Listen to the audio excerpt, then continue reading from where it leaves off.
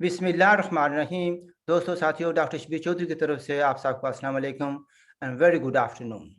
जनाब, आज मेरे मेहमान हैं अब्बास भट्ट साहब, जो कि कश्मीर नेशनल पार्टी के चेयरमैन हैं, कई बार तशरीफ़ ला चुके हैं और जो भी बात करते हैं ढोल धमाके से खुल कर बात करते हैं। ठीक है जी। जैसे मैंने पहले भी कई बार कहा है, आपको पूरा हक है कि अगर आप चाहें तो मेरे व्यू से भी इख्तिलाफ़ करें जो कि आप करते हैं, और अब्बास भट्ट के व्यू से भी इख्तिलाफ़ करें जो कि आप करते हैं। कुछ ने तो बहुत तनकीद भी की है और अब्बास भट्ट के लिए उन्होंने कई सवालात भी रखे हैं, तो वो कभी नेक्स्ट टाइम हम डील करेंगे। तो अब्बास भट्ट साहब, welcome to the show. Thank you doctor साहब, so nice to know. But साहब, ये शॉर्ट नोटिस पर हमने सोचा कि आपस में बात कर लें। जी, जी। उसकी कई वजूहत थी। एक तो ये था कि आपके देश में इलेक्शन हो रहे हैं या इंतखाबात हो रहे हैं, इसके बारे में आपका क्या व्यू है? डॉक्टर साहब, इलेक्शन के बारे में वैसे मैं आता हूँ, लेकिन आपने जो कहा ना ढोल धमक्के के साथ, उसमें मुझे याद है हमारा एक कैंडिडेट आजकल उधर जो ढोलों के साथ जाता है, जिस शहर में, गांव में या अपने हल्के में जाता है ना, हुँ। तो वो कहते हैं मारो ढोलिया ढोल। अच्छा, अच्छा, अच्छा, अच्छा। बड़ा नया स्टाइल हुआ है। अच्छा। डॉक्टर साहब, चलो सीरियस सी बात को, वो तो हो गया ना, मारो ढोलिया ढोल अपनी जगह। हुँ, मुझे नहीं समझ आती इसको हम इलेक्शन किस लिए कहते हैं। हुँ, इलेक्शन तो वो होते हैं जहां लोग अपने नुमाइंदे चुनते हैं हुकूमतें बनाने के लिए, उनके मसाइल हल करने के लिए, उनके इक़्तिसादी और दूसरी ज़रूरतें पूरी करने के लिए। हुँ, मेरे ख्याल में ये जो है आज़ाद कश्मीर का इलेक्शन जिसको कहते हैं, वो नाम आपने सुना होगा माल मवेशियों वाला। हाँ, मंडी मंडी लगती है हुँ, मवेशियों की, जहाँ जानवरों को खरीदा जाता है। अच्छा। मुझे तो वो सिमिलर लगता है, सिर्फ फ़र्क इतना है कि वहाँ पर जब जानवरों को बेचा जाता है तो उनकी खूब देखभाल की जाती है, खाना अच्छा खिलाया जाता है, ताकि जो खरीदार है वो धोखा खा के अच्छे पैसे दे जाए। और जी, यहाँ पर हालत ये है कि जानवर खुद अपने पैसे अपनी जेब से लगा के देते हैं अगले माल खरीदने वाले मालिक को, हुँ, ताकि मुझे यार टिकट दो, ताकि मैं कोई ना कोई इंतजाम करूँ। जो इंसान करोड़ करोड़ 2-2 करोड़ रुपए दे के हुँ, असेंबलियों में जाएंगे, यानी टिकट खरीदते हैं, फिर असेंबलियों में उनमें से जाएंगे, हुँ, आप क्या कहते हैं, वो पहले अपने 2 करोड़ पूरे करेंगे, या वो कोई अब लोगों के लिए, अपने आवाम के लिए, अपने हल्के के लिए कोई फलाई काम कर सकेंगे? वो तो मुमकिन नजर नहीं आता ना।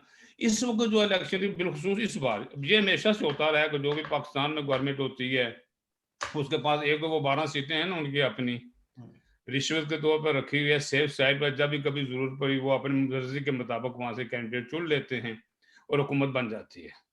बल्कि ये कहाँ का इंसाफ है कि जो भी हुकूमत, जिस पार्टी की हुकूमत पाकिस्तान में हो, वही हुकूमत कश्मीर में बनाए। ये हर वक्त 100% तो कभी अप्लाई नहीं हो सकता, लेकिन यहाँ अप्लाई होता आ रहा है। कोई भी ऐसा मकाम नहीं आया कि वो तो पाकिस्तान में किसी और पार्टी की हुकूमत हो, यहाँ इलेक्शन हो, वो पार्टी हुकूमत ना बना सके। ये मुमकिन हुआ ही नहीं कभी। अच्छा भट्ट साहब, एक बात मैं इससे पहले एक सवाल करूँ। मेरे ख्याल में आपकी चाय आ गई है, वो आपकी बेटी रख कर गई है, ठीक, जी, वो जी। खा लो, ठीक है? दूसरी दूसरी दूसरी बात ये थी, मैं सवाल जो करना चाहता हूँ वो ये है कि देखिए ना, आपकी बातों से कई सवाल निकले हैं। जी। अच्छा भई, माल-मवेशियों वाली बात बात की, भई यहाँ तो पैसे लोग खुद देते हैं, ठीक है? जी हाँ। इसमें बात ये आती है ना कि मैंने जिन एक आदमी अगर कुर्बानी का बकरा लेने जाता है या बैल या कोई भी लेकर जाने जाएगा, तो वो चुनाव खुद करेगा कि ये इसको मैंने लेना है, ठीक है? क्या? यहाँ तो ये वोट जो देने वाले हैं या जो कैंडिडेट हैं, उनको इख्तियार उनको कैंडिडेट किसने बनाया? वो तो पाकिस्तान वाले बनाते हैं। यानी कि आप समझ रहे हैं इसको? तो इसके बारे में क्या कहते हैं कि हमारी क्या हैसियत है इस इसकी? बात पे मैं थोड़ी चीज ऐड कर दूं। मुझे तो कि ये कश्मीरियों की, मैं क्या कहूँ, बदकिस्मती कहूँ, नाअहली कहूँ, क्या कहूँ, कि उनको चुनने के लिए कि आप इलेक्शन लड़ सकते हैं, बिलावल जैसे लोग उनको वो आके दें, हुँ, इमरान खान आके उनको दे टिकट, या हुँ, नवाज शरीफ को दे उनको टिकट। हुँ, यानी अभी आपके सामने क्या हालात है। मुझे बहुत अच्छे इंसान है बैरिस्टर सुल्तान महमूद साहब, मेरा बड़ा अच्छा ताल्लुक भी है उनके साथ। हुँ, ये अलहदा बात है, उन्होंने 5-6 जमातें चेंज की हैं पहले वो, यानी उनको मंशूर क्या है, सिर्फ एक ही है, हुकूमत में कभी कभी आ जाना। हुँ, अब वो इस वक्त पीटीआई के जो आज़ाद कश्मीर इनका शाख है, उसके सरबराह हैं, वो सदर है वो। लेकिन टिकट उनकी मर्जी से नहीं दिए जा रहे हैं, टिकट इमरान खान अपनी मर्जी से दे रहे हैं। लेकिन उन लोगों को टिकट देंगे जो बोली ज्यादा लगाएंगे। आजकल बोली है क्या वैसे, इसकी रेट जगह क्या तो है? मंडी लगी हुई है, 1 करोड़ आता है तो दूसरा 2 करोड़ आ जाता है। वो आजकल हमारे बहुत मशहूर हो रहे हैं, चूंकि वो मिलियनेयर आदमी है, वो चौधरी चौधरी नहीं, सरदार तनवीर इलियास साहब, मेरा गालबन नाम है उनका। तनवीर यास, बिल्कुल। क्योंकि वो ये भी वो लोग कह रहे हैं कि वो प्राइम मिनिस्टर के कैंडिडेट भी हैं। पीटीआई अगर जीत गई, ये नहीं पीटीआई ने जीतना है, क्योंकि उनके 12 सीटें इधर भी हैं, तो वो अगर जीत गए तो उनको तनवीर नियाज साहब को बनाएंगे। उस पर वो बैरिस्टर साहब कुछ नाराजगी का इजहार भी किया था, लेकिन वो क्या, ना जाए माना ना पाए रफ्तन। फिर क्या करें अब, लास्ट मिनट पर ना तो चेंज की जा सकती है पार्टी, ना इलेक्शन में कोई और बात की जा सकती है। लिहाजा उन्होंने इस पे इत्तेफाक किया, चलो जी मैं मान। अब सवाल ये पैदा होता है कि अगर बैरिस्टर सुल्तान महमूद, ये मैं आज भी फोरकास्ट कर रहा हूँ, अगर बैरिस्टर सुल्तान महमूद साहब ने बात ना मानी तो यकीन कीजिए, जिन इलियास सरदार इलियास साहब को अगर उन्होंने प्राइम मिनिस्टर ना माना, उन्होंने जिद की कि नहीं, मैं मुझे ही बनना है, जो कि पार्टी का सरबराह यहाँ पर मैं हूँ, तो मैं आपको यकीन के साथ किया जाता हूँ, उन्हें इलेक्शन जीतने भी नहीं दिया जाएगा। आज मेरी याद याद है कि वो मेंबर भी नहीं बन सकेंगे फिर, क्योंकि आसान जांच छाने का इससे आसान तरीका और है कोई नहीं। भाई इलेक्शन हार के आप प्राइम मिनिस्टर कैसे बन सकते हो? ये है वहां की हालत। और यही हालत है, सुबह नून लीग में होते हैं, आफ्टरनून पीपल पार्टी में चले जाते हैं, उसके बाद शाम को टिकट मिलता है पीटीआई के, तो पीटीआई के बन जाते हैं। ये लोग क्या करेंगे हमारे लिए? ये तो सोच है इन लोगों की, ना कोई मंशूर है किसी जमात का, ना कुछ चौपड़ा। इलेक्शन के भी तरीकाकार हो, शायद आपको भी इल्म होगा, ये पार्टियों के रजिस्ट्रेशन का जो मामला पेश आया, जी जी। सबसे पहले देखो रजिस्ट्रेशन के लिए 2-2 लाख रुपए आप जमा करो। भाई किस खुशी में करो, क्यों करो आपके पास? मेरी ये पार्टी है कश्मीर नेशनल पार्टी, पिछले इलेक्शन में हमारे अल्लाह ने जाने नसीब कर मीर साहब ने इलेक्शन लड़ा था, यानी हम रजिस्टर्ड थे ना। अब हमें री रजिस्टर कराने के 2 लाख रुपए मैं अपनी जेब से दूं, क्यों दूं? उसके बाद 1000 बंदों की लिस्ट जो जो पेड है, मैं कहता हूँ आज मुस्लिम कॉन्फ्रेंस पे साबित कर दे, मैं मान लूंगा उनका कि 1000 पेड वर्कर है उनके पास। पेड वर्कर वो होता है जो महाना अपना चंदा जमा कराता है अपनी पार्टी के अखराजात के लिए। आजाद कश्मीर पूरे में, मैं रख रहा हूँ, पाकिस्तान में भी कोई ऐसी पार्टी है जिसके 1000 बंदा regularly each month 1 pound 2 pound 10 pound जितने भी कुछ चंदा फिक्स है वो देता होगा इस वक्त। अच्छा मैं अगर ये कुछ अच्छा साबित मैं कर ले मैं मान लूंगा। यहाँ पर मैं एक बात कहना चाहूंगा कि जो पार्टीज हुआ, आज़ाद कश्मीर की हों, सो कॉल्ड आज़ाद कश्मीर या पाकिस्तान की, वो तो फॉरेन फंडिंग से चलती है, बाद में फॉरेन फंडिंग का साथ भी नहीं देते, ठीक है ना? हारिंग बनने के देखें जी, इतना जबरदस्त केस बना हुआ है, लेकिन ये मर्जी के मालिक है ना। कितने साल हो गए? 7 साल हो गए उस केस को। हाँ, तो लेकिन साथ नहीं दे रहे, 7 लेकिन ये सालों में आज तक जवाब नहीं दिया प्राइम मिनिस्टर साहब ने, लेकिन दूसरों को कह दे कि भाई हम सब, बाकी सबको पकड़ो, बाकी सब चोर हैं, उनको पकड़ो, मैं अंदर करूंगा, मैं छोड़ूंगा नहीं, जब तक मैं जिंदा हूं मैं शरीफ खानदान को नहीं छोड़ूंगा। यार वो आपस में दुश्मनी है, इस किस्म की बातें वो गुंडे मवाली लोग ये कहते हैं, प्राइम मिनिस्टर को तो नहीं करनी चाहिए एटलीस्ट ये बातें। तो लेकिन अगर कोई इस जिस तबके का आपने कहा, अगर उस तबके का आदमी प्राइम मिनिस्टर बन जाए तो फिर यही कुछ ही होगा ना? अच्छा, ये आपने बार बार उन सीटों का जिक्र किया जो कहते हैं भी पाकिस्तान के अंदर हैं, जम्मू कश्मीर की, तो उनका जिक्र कर रहे हैं भाई उनके कंट्रोल में है, तो ये जो जिसको सो कॉल्ड आज़ाद कश्मीर कहा जाता है, तो ये किसके कंट्रोल में है? ये भी उन्हीं के कंट्रोल में है ना? जो कैंडिडेट है वो भी उनके कंट्रोल में है, जो लीडरशिप है सो कॉल्ड आज़ाद कश्मीर की, वो भी उनके कंट्रोल कुछ में है। उनके पास है, सब सब उनका ही है ना जी। इसको वैसे जो नाम इनका आजाद कश्मीर है ना, बार बार मैं कहता हूँ सो कॉल्ड, वो कितनी बार हम इस लफ्ज में हमने कहते हैं कि कई हफ्ते बहस की है। सही और है। आजाद कश्मीर एक अनफॉर्चुनेटली नाम रख दिया गया है। हुँ, हुँ। उसको ये मुराद हरगिज़ नहीं है कि वो किसी आज़ाद तरीके से या अपने ज़हन के मुताबिक सोच, पहले तो उनके पास ज़हन ही नहीं है अपनी सोच का।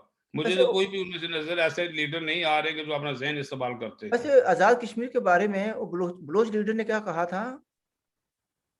अगर ज़ात साथ है लिखा हुआ है तो उसका मतलब क्या है?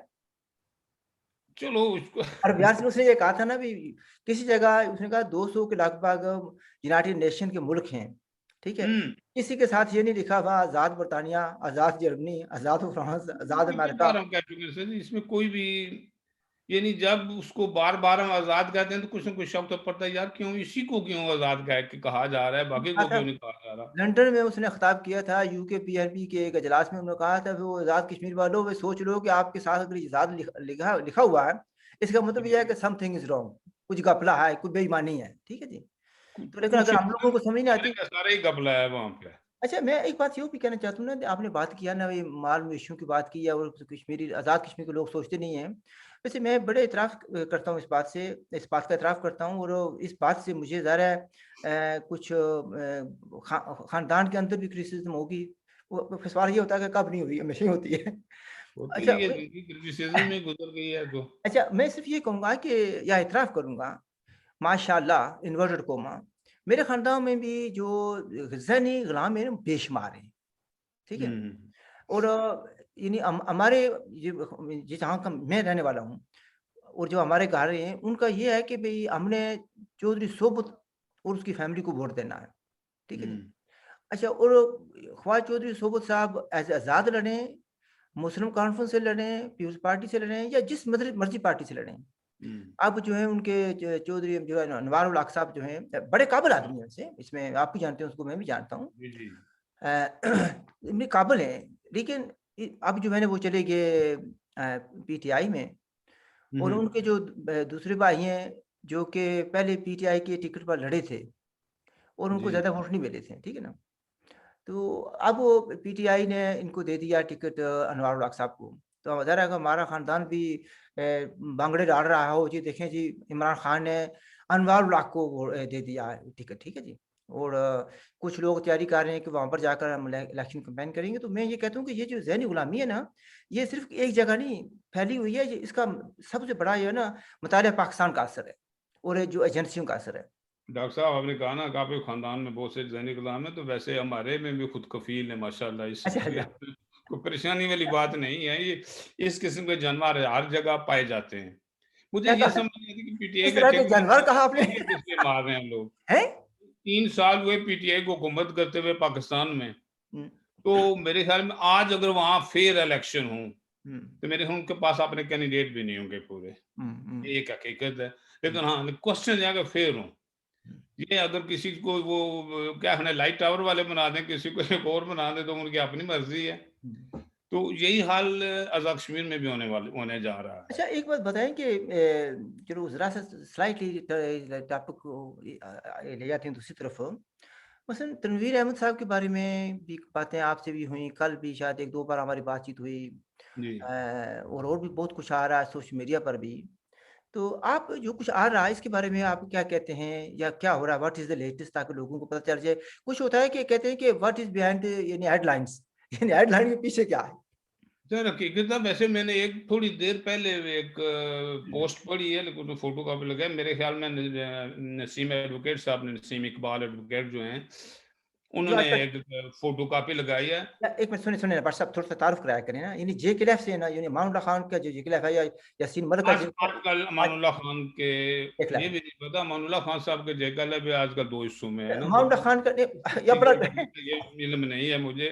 वैसे ये भी सही बात कह रहे हैं आप। उससे पहले वो रऊफ़ कश्मीरी साहब के ग्रुप से थे पहले, उसके बाद फिर अमानुल्लाह ग्रुप साहब के जॉइन किया उन्होंने, और अब फिर वो 2 हिस्सों में तक़सीम हो गए, और अब पता नहीं इस वक़्त नहीं है मेरी, चूँकि लेटेस्ट उनसे बात नहीं हुई है। लेकिन अब ये भी है ना उनकी कि एक मैंने पोस्ट देखी है, इस ये इस उसमें जेकेएलएफ का ज़िक्र है ज़मानत का। अच्छा। अब हम छलांगे मार रहे हैं, खुशी का इज़हार कर रहे हैं, ये अच्छी बात है यार, को चलो उनकी कम अज़ कम ज़मानत तो हुई। लेकिन सवाल ये पैदा होता है कि तनवीर ने जो कुर्बानी दी, वो जो झंडा उतारा, इतने महीने उसने दुःख और तकलीफ़ और सारी चीज़ें बर्दाश्त की, क्या इसलिए की थी उसकी ज़मानत हो जाए? हुँ, पर उसको ज़मानत नहीं, हमें उसके लिए फ़ाइट करने की जो ज़रूरत थी, वो ये थी कि हम उसको कहते इसके गैर मशरूत रहा करो कि इसने कोई जुर्म नहीं किया। यानी अगर आप आज ज़मानत है, कल पकड़ के फिर उस मुकदमे को आगे बढ़ाना शुरू कर दें कि फिर हम हमारे पास क्या होगा? हुँ। अच्छा तो नहीं ज़मानत असल मसले का थोड़ा हल नहीं है। थोड़ा-सा पीछे जाते हैं। तो मसला ये है कहने का कि उनको पकड़ कर उन्होंने बंद कर दिया, जो जी, हमारे जी। नज़दीक कोई जुर्म नहीं था, ठीक है ना? बल्कि नहीं, नाइंसाफ़ी हुई कोई तनवीर जुर्म अहमद नहीं, कोई तन जुर्म ऐसा नहीं किया। उसके डॉक्टर साहब बहुत बड़ी क्लियर चीज़ है, चूँकि मैंने इसको थोड़ी-सी मज़ीद रिसर्च भी की थी, चूँकि मैंने जो यूएन का ह्यूमन राइट्स का जो 47th सेशन है, उसमें यही टॉपिक रखा था असल में मैंने तनवीर के बारे में, कि उनके साथ ज़्यादती हुई है और वो जो ह्यूमन राइट्स वाले हैं, वो कुछ करें उस बारे में। हुँ, मैंने चूँकि ज़्यादा शोर नहीं मचाया, इसलिए नहीं मचाया कि भई वो लीडरशिप तो बहुत सारी है फेसबुक पे। हुँ, वो खामखा आप पंगा करने की ज़रूरत क्या है किसी के साथ? हुँ। कल कहीं ऐसा ना हो कि जिस तरह बेचारे वो नसीम इकबाल साहब का और डॉक्टर गिलानी साहब का आपस में टाकरा हो गया। गैर ज़रूरी टाकरा था, नहीं होना चाहिए था, 2 क्या मुअज़्ज़ज़ हुआ है? आदमी। क्या हुआ है मुझे नहीं मतलब मैंने कहा ना को डॉक्टर साहब ने कुछ लिख दिया कि भाई इनके कैपिटेंट लायर को कहा तो नहीं, लेकिन वो इनकैपिटेंट थे जिन्होंने किया। ज़ाहिर है वो लायर के मतलब कहा जा सकता है ना, मेरे मतलब तो नहीं कहते, मैं तो उसमें था ही नहीं। या वकील को ड्राइवर के मतलब तो नहीं कहा जाता जिसने वो पर्चे जाके मुजब्बात से उठाने के, वो इनकैपिटेंट था ड्राइवर। ज़ाहिर है जो वकील थे जो केस लड़ रहे थे वही इनकैपिटेंट हो सकते, तो वो उन्होंने कोई लिख दिया लिखते लिखते। अच्छा तो वैसे भी डॉक्टर साहब की इंग्लिश तो पता है ना आपको, माशाल्लाह जबरदस्त होती है। मुझे तो कम से समझ नहीं आई कभी, मैं तो खैर शायद पढ़ा लिखा ज्यादा नहीं हूँ। हम्म, आप तो खैर राइटर हैं, आपको शायद पता होगा इन सारी चीजों का। तो उस पर वो नसीम इकबाल साहब ने कुछ रिएक्ट किया और बस कुछ आपस में हुआ जो कि नहीं होना चाहिए था, कुछ हल्की सी बदमजगी हुई। नहीं ये उसकी वो रिहाई ना पर 16-17 साल के बच्चे आपस में ऐसा बात करें तो चलो समझ भी आते हैं, जज्बाती होते व्हाट्सएप हैं। असल में मैं थोड़ा-सा मैं भी कहते हैं ना वही पूरी तरह समझा नहीं मामलात को, तो जो सामईन है या नाज़रीन है वो कैसे समझेंगे? भई आया तनवीर साहब स्टिल जेल के अंदर है और ये जो तनकीद हो रही है या पॉइंट स्कोरिंग है ये हो रही है इस वजह से कि वो अंदर हैं या असल बाहर हैं, क्या में मसला? तनवीर साहब की जमानत हुई है 12 या 13 तारीख को। अच्छा, उसके बाद ज़ाहिर है उन्होंने फिर तो कोई 2-2 लाख जो पता नहीं क्या जो ज़मानत देने वाले 2 लोग थे, उन वकला ने उनको कहा ना उनके वुरसा को कि हुँ, भाई आप ज़मानतों के बंदों का इंतज़ाम करें जो बंदे ज़मानत देंगे। उसके लिए बहुत सी लंबी-चौड़ी ज़रूरतें होती हैं। वहाँ वैसे जो 1 घंटे का काम है वो 1 हफ्ते में जाके होता है। वहाँ का जो माहौल है या सिस्टम है पूरी जो कचहरियों का सिस्टम है, तो उसमें वो इंतज़ाम नहीं कर सकते। फिर इन्होंने वकला को खुद कहा, वकला ने कुछ इंतज़ामात किए। तो उसमें भी जो जहाँ तक मेरी शनीद में है कि वो आदमी ज़मानत दे सकता है जिसके पास कम अज़ कम 2 लाख या कितने की ज़मीन या कुछ मौजूद हो। प्रॉपर्टी हो। अब ज़मीन को साबित करने के लिए कि मेरे पास है, अगर मेरे पास है भी, तो अगर मुझसे कोई कहेगा अपना मकान जो मेरा कोटली में है, उसके मैं कोई कागज़ात ढूँढूँ तो मुझे कम से कम महीना लग जाएगा। कितने कागज़ात? मेरे पास तो कोई कागज़ नहीं है। हुँ, तो इसलिए मैं किसी की ज़मानत दे ही नहीं सकता। तो वो मसला कुछ हुआ था तो उसकी वजह से कुछ लेट हो गया, तो उसमें डॉक्टर साहब ने कहा, डॉक्टर गिलानी साहब ने कि भाई ये जो 5-7 दिन ज़ाया हुए ये नहीं होने चाहिए थे, तनवीर को जेल में नहीं रहना चाहिए था चूँकि ज़मानत हो जो चुकी थी, तो ये इंतज़ामात पहले करने थे। ज़ाहिर है सारे इंतज़ामात या वकला ने करने थे या वुरसा ने करने थे। तीसरा आदमी तो नहीं करने थे, ना मैंने करने थे, ना आपने करने थे। तो उस सिलसिले में उन्होंने कहा कि भाई कोई ज़्यादा कॉम्पिटेंट नहीं थे। अच्छा देखिए, मिसले इसमें बात ये आती है बट साहब भई तनवीर साहब का जो मसला है हमने भी उस पर बहुत प्रोग्राम किए हैं। कम से कम 5-6-7 प्रोग्राम ज़रूर हमने किए हैं और इसको या हर जगह पर हमने इसको उठाया और बगैर किसी के हमने कोई किसी से क्रेडिट नहीं ले रहे या ना ऐसी बात नहीं है, ना किसी पर क्रिटिसिज़्म कर रहे हैं। लेकिन जिन्होंने काम नहीं किया, कुछ शोर मचाया, वही इसमें नमरदारी भी कर रहे हैं। मैं इसमें कहना ये चाहता हूँ कि यानी पाकिस्तान वालों ने पकड़ा, उसको सज़ा दी 2 साल की। जी। तो तकरीबन साल तो 1 साल तो होने वाला है ना, उसको जब से पकड़ा हुआ है। जी, हाँ, बिल्कुल। तो 2 साल की जो सज़ा होती है, अगर सज़ा उसको तस्लीम करें हम सज़ा है तो वो 1 साल बाद वैसे भी उसको रिहा कर दिया जाता, गुड बिहेवियर की वजह से वैसे भी पहले भी छोड़ सकते हैं बहुत सी वो। चीज़ें उसमें काउंट होती हैं, लेकिन अब ये नए सिरे से काम शुरू होगा ना। तो हो नहीं सकता नहीं है हफ्ते 15 दिन के बाद दोबारा उनको पकड़ लिया जाए, चूँकि सज़ा तो माफ़ नहीं हुई है ना। उनकी जो माफ़ी हुई है या वो है, उनकी सिर्फ़ ज़मानत हुई है। तो दोबारा शुरू करके नए सिरे से वो सज़ा शुरू की जा सकती है। भाई व्हाट्सएप पे मसला ये हुआ कहने का फिर जिस पर ये इतनी खुशियों का इज़हार किया जा रहा है, वो ये है कि अगर फ़र्ज़ किया कि कुछ भी नहीं किया जाता, जो कुछ अगर ज़्यादा करना होता तो पहले कर लेते थे ना इफ़ेक्टिवली वो नहीं हो सका। तो दूसरे लफ्ज़ों में अगर ये पहले कुछ भी किया ना, पहले किया। पहले करने की वजह से ही तो ये सज़ा हुई है असल में। कुछ करने की वजह से हुई है। अच्छा। मैं नहीं कहता मैं किसी एक के साथ, या ना मेरी दोस्ती है किसी के साथ, ना दुश्मनी है और ना मुझे खौफ है कोई बात कहने में या कोई मुझे तनकीद करता रहे। मेरे नज़दीक हम लोगों की अपनी आपस की चपकलश, हुँ, अपनी नंबरदारी बनाने के लिए, हुँ, एक दूसरे को नीचा दिखाने के लिए अमर शरीफ आदमी को जाके वहाँ सारा मसला हल कराया। डे 1 से ये बात होनी चाहिए थी, भाई ठीक है, 2 लाख लगेगा, 5 लाख लगेगा, 10 लाख लगेगा, यहाँ हम सारा दिन जो फेसबुक पे बैठ के बातें करते रहते हैं, हुँ। यहाँ चंदा कर लेते, एक बेहतरीन लायर जो ऐसा ग्रुप ऑफ लायर उसको अपॉइंट करते। मैं यकीन के साथ कह सकता हूँ 1 महीने के अंदर अंदर उसको ज़मानत भी हो जाती, जहाँ सिर्फ ज़मानत होती बल्कि उसको गैर मशरूत रिहाई मिलती, क्योंकि उसने जुर्म किया ही नहीं था। हुँ, मुझ जैसा एक नालायक आदमी जो जिसका तल्लुक ही नहीं है लॉ के साथ, ना कभी लॉ पढ़ा है हमने, जितना लॉ पढ़ा है मैं अकाउंटेंसी में, वो कंपनी लॉ पढ़ा है जिसका इन चीज़ों से तल्लुक नहीं है। हुँ, अगर मैं ये बातें समझ सकता हूँ कि पाकिस्तान का अपना आइन कह रहा है कि भाई वो हमारा हिस्सा नहीं है, और जो हिस्सा पाकिस्तान का नहीं है इस वक्त, उस पर पाकिस्तान का आइन कहाँ से लागू करेंगे हम? उसमें पाकिस्तान के झंडे की क्या तुक बनती है उसकी, और ना उसने कोई बुरमती की, ना पाँव में बेकार बड़ी इज्जत से लपेट के जाके उन्होंने हवाले किया उससे। और पहले उसने खुद कहा कि भाई आप उतारो, जो लोकल अथॉरिटी है, उन्होंने नहीं उतारा, जिसने उतारा उसके बाद उसको मारा पीटा गया, और उसके बाद उसको इस हालत में पहुंचा दिया गया। और इस हालत में पहुंचाने के लिए हम, मेरे ख्याल में हम लोगों की इसमें कम अज कम, मैं डॉक्टर गिलानी की बात से एग्री करता हूं, हम इनकम्पिटेंट थे, ना वकला थे हमारे पास उस वक्त, ना हमने कोई वकील किए, हमने मुफ्त सोचते थे कि ये मुफ्त हो जाएगा, वो मुफ्त हो जाएगा, मुफ्त कहाँ से होगा? पर सर आप उस जो वक्त बात हम करते अच्छे हैं, वकला लेते, एक पाए के वकला लेते जो बात कर सकते, अच्छा बट तो साहब मैं हमारा एक मसला हल हो एक जाता। बात करना चाहता हूँ, क्योंकि जो ग्रुप बना हुआ है ना, कि फ्री तनवीर वगैरह का कोई है ना व्हाट्सएप पर, तनवीर साहब जी, जी, तनवीर ग्रुप है। सफीर ग्रुप है बना हुआ है, मैं तो हाँ, उसमें जिसमें लोग अपने-अपने स्टेटमेंटें दे रहे हैं, अच्छी अच्छा, अच्छी मैं बात है तो वो। उसका नहीं हुआ, कि हम भी कोशिश करते रहे हैं वो उसकी भरजाई के लिए, लेकिन ज़ाहिर है कि मेरे जैसे इनकॉम्पिटेंट आदमी को रखने की ज़रूरत नहीं होगी उसमें। अच्छा, मैं सिर्फ ये कहना हमारे चाहता पास में डॉक्टर साहब था, हमने किया जो पाकिस्तान एम्बेसी के बाद मुजाहरा के गया, उसमें हम 11 बंदे, उनको कहा था मैंने कि भाई 6-7 बंदे हम आएंगे, लेकिन फिर हमारी एक गाड़ी में जगह नहीं रही, तो हम 2 गाड़ियां लेके 10 से 11 लोग हम वहां पर गए थे। हूँ। और वहां पे जब हमने, पहले तो मामला ठीक चलते रहे, वहां पर सब कुछ होता रहा, उसके बाद कुछ अपनी अफरा तफरी थी, अपनी लीडरशिप के चक्कर थे सारे, तो मैंने कहा यार आप मुनासिब नहीं है यहाँ पे, क्योंकि जो लैंग्वेज भी इस्तेमाल की जा रही थी वो कम अज कम मुझे पसंद नहीं थी। हुँ, मैं किसी को ना गाली दे सकता हूँ, ना मैं गाली सुन सकता हूँ। हुँ। जिस आदमी को गाली सुनने की सकत नहीं है, आदत नहीं है, वो गाली देता भी नहीं है। अच्छा, जो नहीं ही बस चक्कर था, जो मेरा उसी सवाल था, पर मेरा हम चले आए थे। मेरा सवाल रह गया उधर ही। असल में जी। सवाल मैं ये करना चाहता था कि शनीद है, और आप इसकी शायद तस्दीक कर सकते हैं, कि एक वक़्त ये भी आया था कि डडियाल में जो पुलिस वाले हैं, उन्होंने कहा था, किसी जे-के-एल-एफ के किसी आदमी को फ़ोन करके कहा था कि आप आएँ और इसको ले जाएँ, ताकि हम ये कन्फर्म करना चाहते हैं कि हमने ठीक खैर खरीद से इसको किसी के हवाले किया है। तो फिर ये हाँ। जे क्लैफ के अंदर किसी ने कहा वो नहीं, ज़रूरत नहीं, जाने की ज़रूरत नहीं है, वो खुद रिहा करेंगे, गैर मशरूत तौर पर।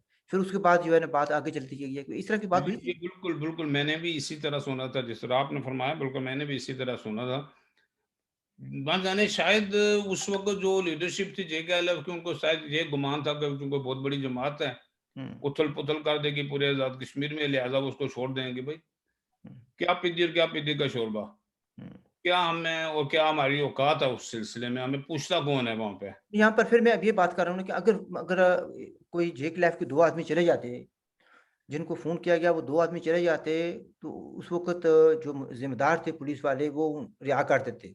तस्दीक हो जाती कि इस आदमी को हमने ये 2 आदमी है ना, उनको खैर खरीद से जी, इनके हवाले कर दिया। जी। ये बात है ना? तो तो फिर और सर ये जिसको कहते हैं ना लीडरशिप, वो कहाँ से बनती? अच्छा, अच्छा, अच्छा, अच्छा। इसमें लीडरशिप का भी मसला आता है ना। तो यानी ये सारा शोर-शराबा हुआ, सफ़र किसने किया? तनवीर ने या सफ़ीर ने। हुँ, सफ़र किया उनकी फैमिलीज़ ने। ना मैंने सफ़र किया, ना आपने सफ़र किया। हुँ। वो नहीं कहते थे कि रंग भी थोड़ा दे रंग है ना, थोड़ा रंग भी जाए तो चोखा भी चढ़े। अ, तो हिंग ना चोखा रंग फड़के हो गया, ना 1 ना साल अब उसने कहते हैं सफ़र कर लिया ना, बेचारे ने। हिंग हिंग ना फड़के रंग हाँ, चोखा हिंग ना हो। फटी, रंग भी चोखा। हाँ, बिल्कुल, बिल्कुल। अच्छा, ऐसे फिर मतलब ये कहना है कि यहाँ पर डॉक्टर गिलानी साहब को शायद इसी तरफ इशारा हो कि इनकॉम्पिटेंसी है, हमारी इनकॉम्पिटेंसी नाअहली हमारी है, कमज़ोरियाँ तो नाइली नहीं है। तुम्हारी है, लेकिन वो हो सकता है, क्योंकि डॉक्टर साहब का अपना स्टाइल है लिखने का, उन्होंने जो लिखा वो ठीक है, लेकिन चलो लिख भी दिया था, तो कोई ऐसी कोई लड़ाई वाली बात तो थी नहीं इसमें कि लड़ाई की जाती। तो अभी मैं अगेन फिर भैया कि इस बात पर हम नहीं आ रहे अभी तक। तो क्या जेल से बाहर आ गए हैं तनवीर साहब? नहीं सर, अभी तक नहीं आए हैं। जहाँ तक लेटेस्ट इत्तला है, मैं वो ग्रुप देख रहा हूँ, उसी ग्रुप की वजह से हमें मिल रहा है। और बड़े मज़े की बात ये भी है कि वो उस ग्रुप में बाकी चीज़ें तो सारी आई हैं, हुँ, लेकिन 12 तारीख से लेकर उस ग्रुप को जो चलाने वाले हैं बेचारे, दिन रात उन्हें रह गया, जिसमें बड़े-बड़े अच्छे लोग भी हैं उसमें मौजूद उस ग्रुप में। हुँ। उनको भी ये पता नहीं था कि तनवीर को 12 तारीख से ज़मानत हो चुकी है उसकी। अच्छा, यानी वो इनसे भी सीक्रेट रखा गया। उसकी क्या वजह है? अब कहते हैं कि उनकी फैमिली वालों ने कहा था किसी को नहीं बताना जब तक हम ना बताएँ किसी को। उसमें राज़ की क्या बात है ये तो मुझे नहीं पता, बल्कि तो डे वन हो जाना चाहिए था कि भाई वो अगर उनको राहई मिल गई है या उनको ज़मानत मिल गई है, तो फ़ौरन से पहले कोशिश की जाए ताकि जो ज़मानत के असूली बाकी मामलात उन्हें पूरे करके उनको जान छूटती वहाँ से। लेकिन अनफॉर्चुनेटली वो ऐसा नहीं किया गया, बल्कि उस चीज़ को सीक्रेट रखा गया, और जो लोग थे वहाँ पे, शायद इसी वजह से डॉक्टर गिलानी साहब ने ये लिखा हो, उसके बहुत से पहलू आते हैं उसके में सामने असल में। डॉक्टर गिलानी साहब जब लिखते हैं तो उनकी बातों में काफ़ी गौर से उनको समझना पड़ता है, गहराई होती है उनकी बातों में ना। जी, ज़ाहिर है वो अच्छे राइटर हैं, और हुँ, एक-एक बात से जो करते हैं वो उसमें बहुत से पहलू होते हैं उसके। हुँ। तो महाराज बहुत अच्छा ये चलो ये तो अफ़सोसनाक बात है कि अगर हमारी इन्वर्टेड कॉमा आपस की चपकलिश या हमारी नाअहली की वजह से उनके बेचारों को दोबारा यानी इतना अरसे से रह रहे हैं, कितने दिन गुज़र गए। जेल की हुँ, तो एक रात भी जो है ना बड़ी तकलीफ़देह होती है और स्पेशली जब बिल्कुल। ये पता हो जाए कि रिहाई हो गई है लेकिन किसी वजह से कोई नालायकी की वजह से या कमज़ोरी की वजह से हमें बाहर नहीं जाने दिया जा रहा। तो ये ज़्यादा तकलीफ़देह होती है। यही इससे भी ज़्यादा तकलीफ़देह बात डॉक्टर साहब ये है कि इतनी बड़ी जमातें हैं। अब फँस गया जेकेएलएफ वाले हमारे जो साथी हैं, वो अगर वो ये कह रहे हैं कि भाई ये हमारे बंदे हैं, जेकेएलएफ के बंदे हैं। तो अगर 2000 पाउंड ही खर्च कर देते हो, 2 लाख हज़ार के आज का 4 लाख रुपया बनता है। हुँ, 4 लाख रुपया किसी किसी कॉम्पिटिटिव वकील को, इस नॉन वकील को, जो जज की आँखों में आँखें डाल के बात कर सकता, उसको अगर वहाँ मौजूद होता, अपॉइंट करते, तो वो उसकी वकालत करता, तो ये कम से कम जो साल उसको अंदर रखा गया, ये तो ना वो होता ना, वो उससे पहले रहा हो सकते थे। तो वैसे तो आप डॉक्टर नज़ीर गिलानी साहब का ज़िक्र कर रहे हैं तो ये भी तो केस लड़ सकते थे ना? देखिए, ये वकालत करते तो नहीं है ना, जो जो इन्होंने वकालत तो पास की हुई है, मेरे वकालत करते नहीं है। ये क्या मतलब हुआ? अभी होगा कुछ लिखा होता है ना लेकिन इसमें। वो यूएन का तो ज़्यादातर काम करते हैं ना, ह्यूमन राइट्स साइट का, नहीं तो लेकिन वकालत तो नहीं करते ना वो आजकल। अगर मसलन मुझे तो नहीं पता, जब से यहाँ हैं, मैंने नहीं सुना कि वकालत करते हैं या नहीं करते, मेरे ख्याल में नहीं करते वो वकालत। चलो मैं जिस चीज़ को जिस बारे चीज़ के बारे में मुझे पता नहीं होता मैं नहीं कुछ कहता। मैं ये कह रहा था कि ये कॉम्पिटेंट आदमी थे और ह्यूमन राइट्स के एस्पेक्ट्स को भी जानते थे और लीगल जो पोज़ीशन है वो भी जानते थे। पर इस चीज़ को छोड़कर तो ये अफ़सोसनाक बात ये है कि ये दोनों हमारे साथी जो हैं अभी तक जेल में हैं। मेरे ख्याल में अभी तक जेल में है। अल्लाह बस कोई जो छोटी-मोटी वो है वहाँ का तरीकाकार, हुँ, वहाँ तो बस, चूँकि कल हमने ये सुना था कि वो 5 बजे तक उनका टाइम था, 5 बजे से बाद असल में किसी की ज़मानत होती, अमल दरामद नहीं हो सकता। अच्छा, अच्छा, और अच्छा। ये जो कागज़ात थे, ये कागज़ात मदरबात से लेने के लिए गए थे। मदरबात से कागज़ात लेके जब ये मेरे पर पहुँचे तो उस वक़्त 6 बज चुके थे। वो 1 घंटा लेट थे। तो अब पूरा दिन आज का गुज़र गया, अगर कल नहीं हो सके थे तो आज हो जाना चाहिए था। हुँ। क्या कोई रीज़न होगा अभी तक वो उसका अनाउंस नहीं कर रहे हैं, कोई रीज़न होगा, आई डोंट नो। अच्छा चलिए ज़रा आगे चलते हैं इसकी भी देखिए आपकी पैदाइश जो है कोटली की है, ठीक है जी? जी, जी, कोटली तो शरीफ। कोटली जब आप कोटली शरीफ की और जब आपकी पैदाइश हुई तो उस वक़्त कोटली मीरपुर का हिस्सा था, ठीक है? जी, तो बिल्कुल। उस लिहाज से टेक्निकली यू आर अ मीरपुरिया, ठीक है जी? मीरपुरी मीरपुरी। पंजाबी को कह रही हो मीरपुरिया जी, मीरपुरी चलें ठीक है कह रहे चलो हैं। जी, मीरपुरिया से कोई अच्छा मेरे लिए कोई बायस शर्म नहीं है ये बात। यार मुझे सवाल तो करने देना यार।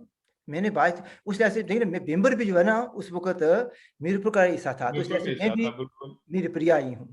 और ज़्यादा वैसे हमारा आना-जाना मीरपुर में ही है होता है। अब तो जाने नहीं देते हो लेकिन जब होता था तो मीरपुर में आते थे हम लोग।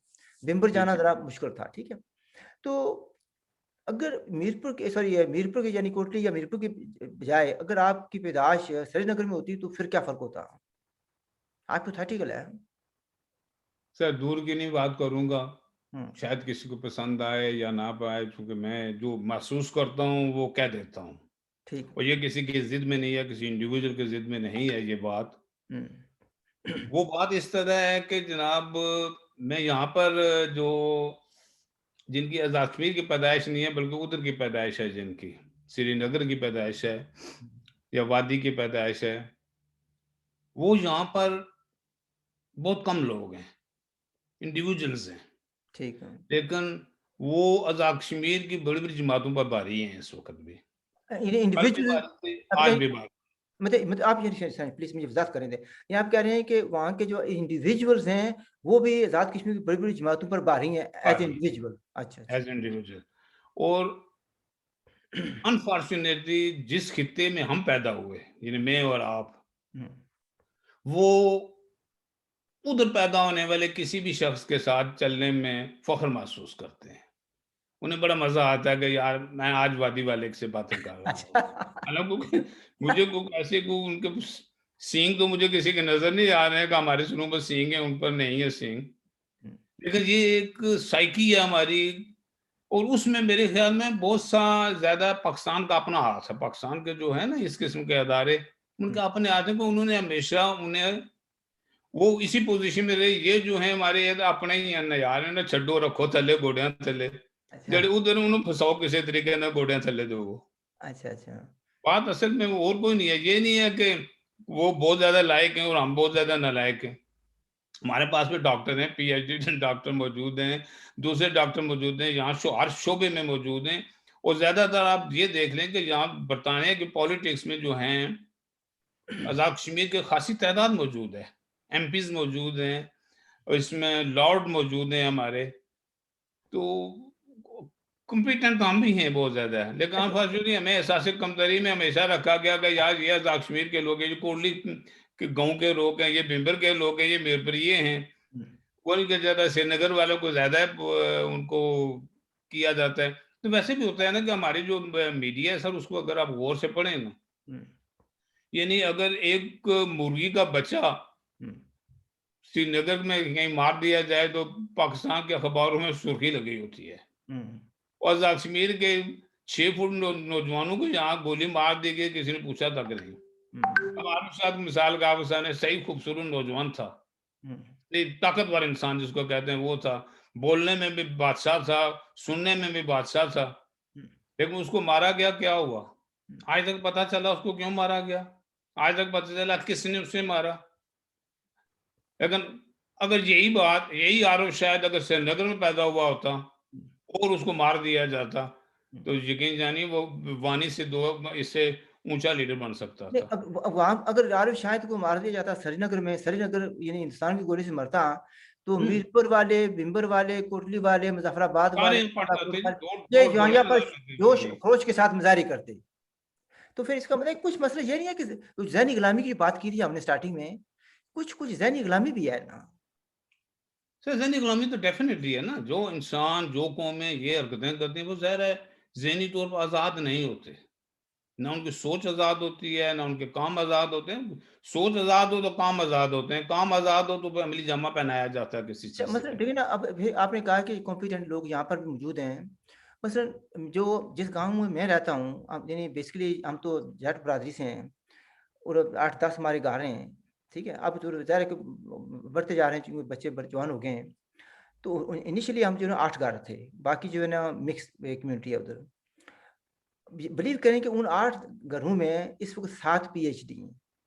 हुँ, 3 देखिए। एमफ़िल हैं, मास्टर्स कितनी हैं, कितने आदमी आर्मी के ऑफ़िसर हैं और मुख्तलिफ़ जगहों पर वो तैनात हैं। ठीक है?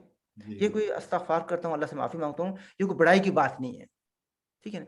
मतलब ये है कि ये हमने एक तसव्वुर कर लिया है कि वादी का आदमी जो है ना, अगर माने ना माने, हम नहीं समझते हैं कि वो यानी लाशऊर में हमने रख लिया कि वो हमसे अफ़ज़ल है, बेहतर है।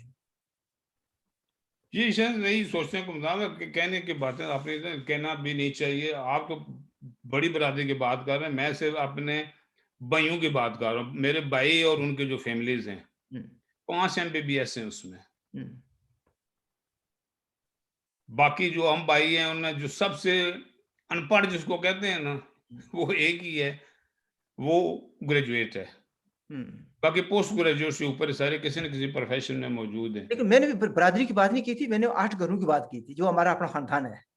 जी, जी। तो इमाम आप बख्श है हमारे ब ब बड़े। अंदाज़ा लगाएँ कि भाई ये ज़हनी गुलामी या एहसास कमतरी है ना कहीं न कहीं हमें, हुँ। कि हम अपने बजाय दूसरों के पीछे चलने को ज़्यादा चलिए, लेट्स मूव तरजीह ऑन। देते लोग हैं। वरना कहेंगे जी या अपने ख़ानदान को उजागर कर रहे हैं। मैं बज़ात ये करना चाहता था नहीं, और मैं आपको ख़ानदान को जाकर के से कोई से किसी ने हमें आके रोटी तो नहीं खिलानी है कि नहीं, ये हम इसके 5 बेसिकली लाख बेसिकली का हम रोटी क्या खा। ये कहना ये चाहते थे कि यहाँ भी यहाँ पर हमारे यहाँ लैक अपॉर्च्युनिटीज़ नहीं है। जिन लोगों को अपॉर्च्युनिटीज़ मिली हैं, उन्होंने अपना एक्सप्रेस किया। आपको पता है कि मेरा खालाजाद जो है, वो एक बड़े दायरे में काम करता था जी, और उस वक़्त उस बड़े दायरे में वो वाहिद पीएचडी था। बिल्कुल। ठीक है? मेरा खालाजाद भी है, मेरा बहनोई भी है। डॉक्टर साहब मतलब सिर्फ ये पीएचडी का कंपैरिजन जरूरी नहीं है।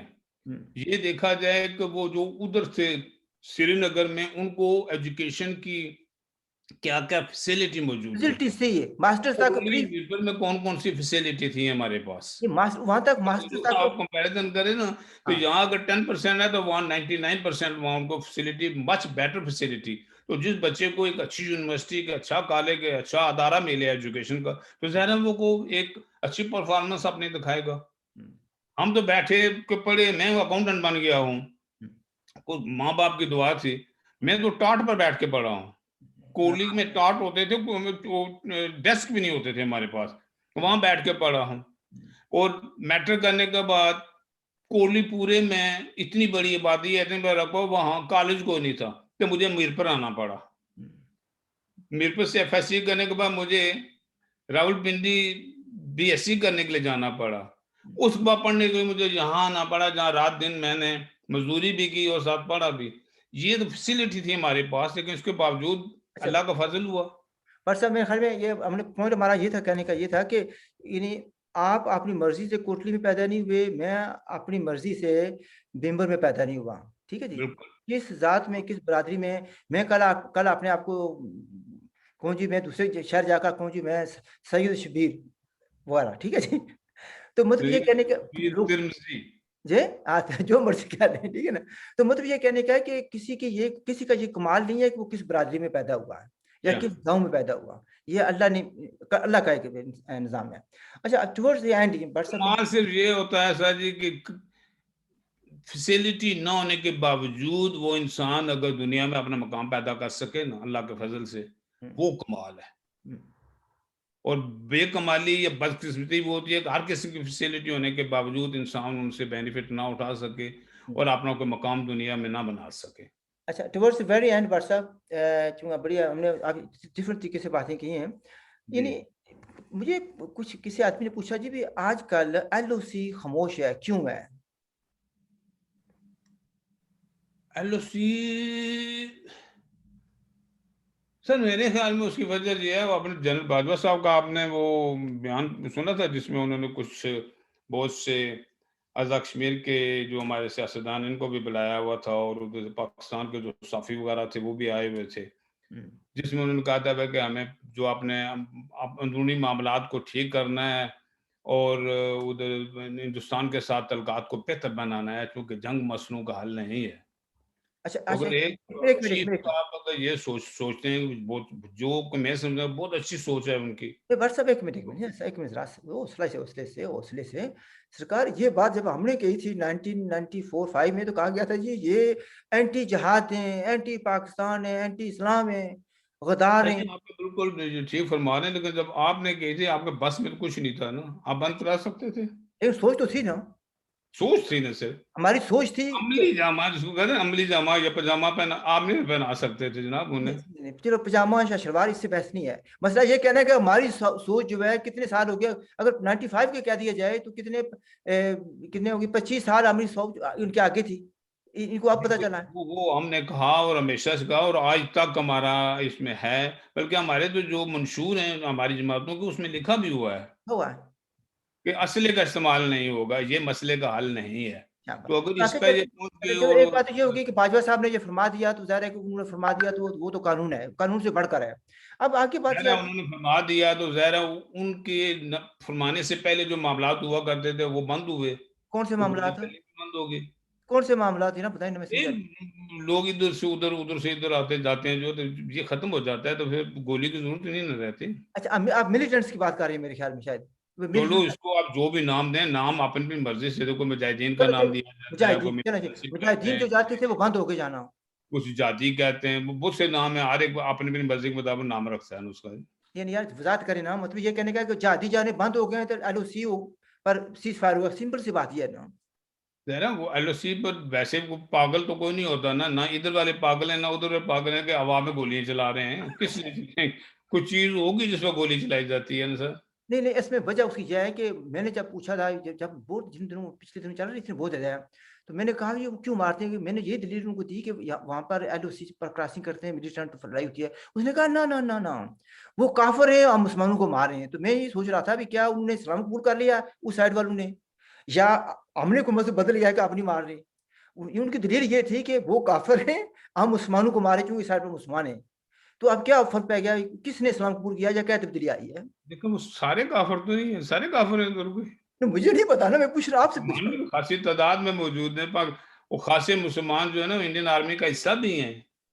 हूँ। तो वैसे भी एलओसी की उस साइड पर बेशुमार मुसलमान आबाद हैं देहातों में। बहुत ज्यादा है, ना सिर्फ एलओसी पे जनाब, पूरे हिंदुस्तान में जो है वो जितने मुसलमान में पाकिस्तान से ज्यादा हैं उससे।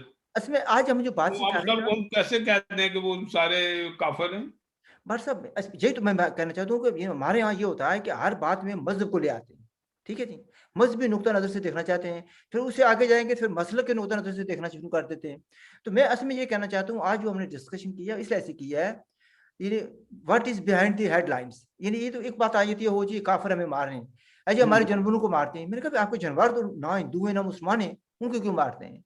यानी कि हमें नुकसान देने के लिए मारते हैं। तो मतलब ये कहने का कि रीज़न जो रियल रीज़न है वो आपने बता दिया कि अब उनकी आमद-रफ़्त बंद हो गई है, इसलिए कि बाजवा या साहब ने कह दिया।